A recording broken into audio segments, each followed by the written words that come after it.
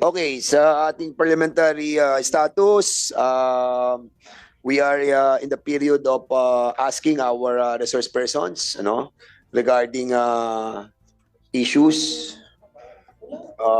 doon po sa 56 to 57 years old. But remember, this compulsory retirement and the increase of the age of retirement were already been approved by the House of Representatives and even the Senate. Under the, what bill was that? Under House Bill number 8969, Section 4. Yung pong compulsory retirement, 56 to 57 were both approved by the both houses. And the veto of the president does not include the compulsory retirement of 57 years old. In other words, naaprubahan na po ito ng dalawang houses. And as a matter of fact, we have discussed this lengthily. No? Now, what we are trying to discuss is a separate yung retirement age. And what we have now in our discussion is the measure that we have to approve today. So now, may mga question about the some amendments. The proposal amendments of the PNP, which can be moved by one of the members to be adopted by us, and some issue about the Bureau of Fire and the Bureau of Jail Management, that they have to be included as well in this retirement age.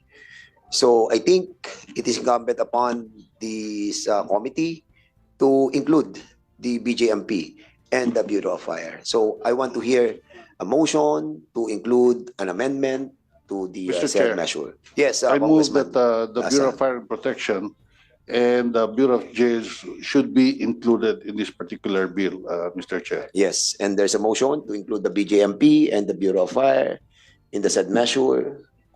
Any objection? Hearing there's a second motion and no objection, the said motion is now approved. All right. So we'll be moving if there's no other more questions or queries. So we'll be moving on the next part, no? Ito yung Mr. Chair. Yes, Senator Busita, go ahead. Mr. Chair, masama lang kasi ang loob ko kung hindi ko ma-brought out yung sentiments ng rank and file. Ano po bang malaga? Yung gusto ng ilan o yung gusto ng majority? Especially those affected personnel from the PNP. Isinama na po natin yung BJMP and Bureau of Fire. I think, in the interest of service, Mr. Chair, laging ang mahalaga dyan yung majority. Majority lagi, Mr. Chair.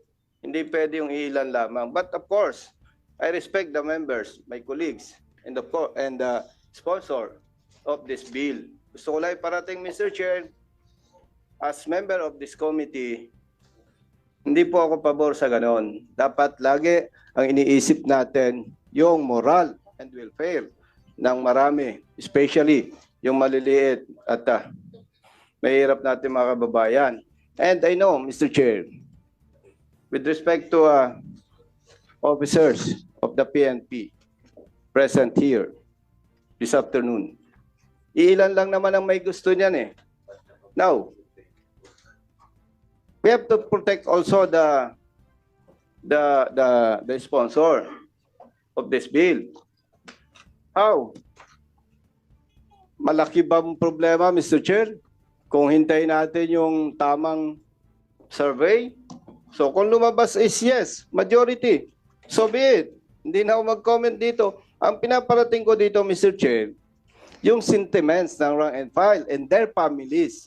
Dati akong pulis kaya alam ko So, I submit, Mr. Chair, kung ano po ang mapag-anuhan ng committee. Pero, ang sinasabi ko lamang dito, Mr. Chair, matagal ng problema yan Most of the time, ang nasusunod yung iilan. Hindi na i-consider yung maliliit, yung rank and file. Alam ko yan, Mr. Chair. Okay. Dami na nga kapalpakan eh. Sana, wag nating madaliin, Mr. Chair. Ang ano ko lang naman, Mr. Chair, is to conduct proper survey. Okay, Para lumabas Congressman yung- Busita, with all due respect, Yes, Mr. Chair. kasi sinasabi mo na minamadali natin. We are not. As a matter of fact, we have discussed this lengthily. In the last year pa natin to, pinag-usapan natin ng mahaba to. Nagkaroon pa tayo ng joint committee hearing with Chairman Salceda, with Congresswoman Perer, and Congressman si Tupas and myself, in order to really dissect every provision of the MUP bill, wherein we have approved the compulsory retirement. And we have invited a lot of resource persons. And as a matter of fact, Congressman Busita, the House approved this compulsory retirement of 57.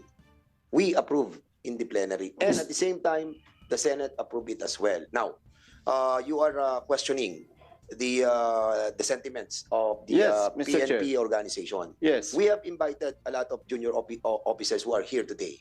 So basically, I think the thing that we have to do right now is to try to find out from themselves, kung ano talaga yung sentimiento ng ating mga junior officials. So andito sila, Mr. Chair. sino yung mga junior official na narito right now? Mr. Chair, if I may. Yes. Mr. Chair, galing ako sa PNP.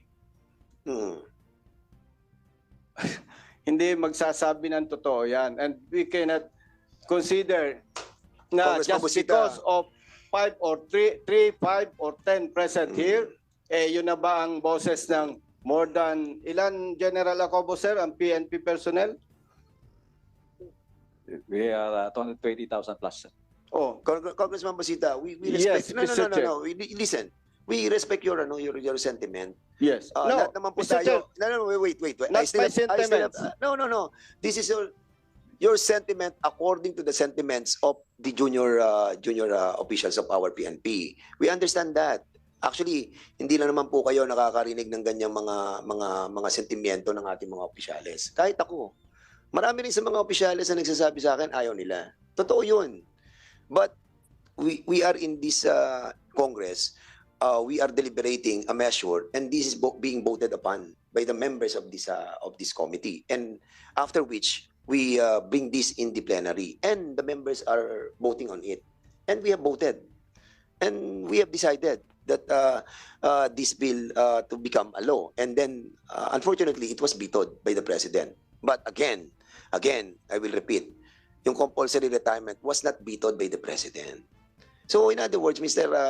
Busita, Congressman, Senator, nakikita ko yung sentimiento mo na naniniwala ako dyan. But we are in a democratic process that we have to follow what the committee and the plenary will decide upon on a measure.